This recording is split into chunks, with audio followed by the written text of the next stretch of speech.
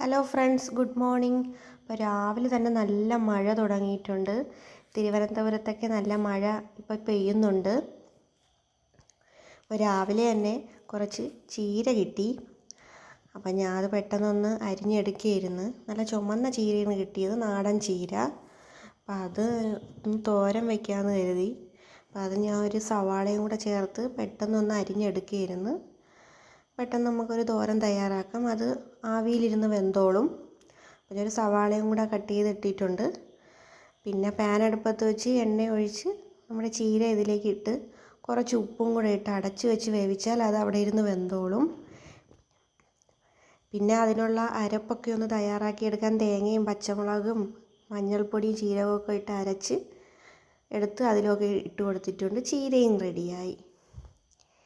പിന്നെ കുറച്ച് മീനിനുള്ള അരച്ച് വെച്ച് മീൻ കറിയും തയ്യാറാക്കാൻ ഇട്ടിട്ടുണ്ട്. മീനും പൊരിച്ചെടുത്ത്. പിന്നെ കുറച്ച് തുണി ഉണ്ടായിരുന്നു, അതും കഴുകിയിട്ട്. ഇതൊക്കെയാണ് ഇന്നത്തെ വിശേഷം.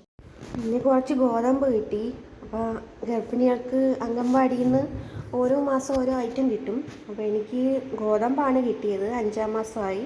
അപ്പോൾ ഗോതമ്പ് കിട്ടി, അതും എടുത്ത് വെച്ച്. പിന്നെ വൈകിട്ടത്തേക്ക് കുറച്ച് ചപ്പാത്തി തയ്യാറാക്കാമെന്ന് കരുതി ഞാൻ മിക്സിയിലാണ് മാവിട്ട് കുഴയ്ക്കുന്നത്.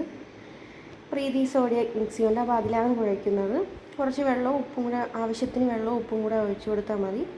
കണ്ടില്ല, നല്ല സോഫ്റ്റായിട്ട് കിട്ടിയിട്ടുണ്ട്. അങ്ങനെ അതും തയ്യാറാക്കി.